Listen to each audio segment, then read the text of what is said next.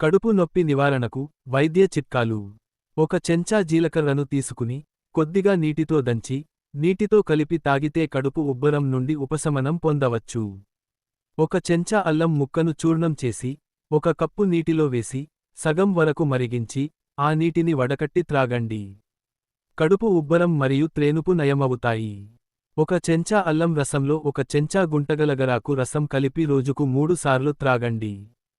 కడుపు నొప్పి నయమవుతుంది. మెంతి ఆకులను కందిపప్పుతో కలిపి త్రాగండి. కడుపు ఉబ్బరం నయమవుతుంది. కొన్ని మొగబిరకు ఆకులను పిండి రసం తీసి ఒక చెంచా రసాన్ని ఒక కప్పు నీటిలో కలిపి త్రాగండి.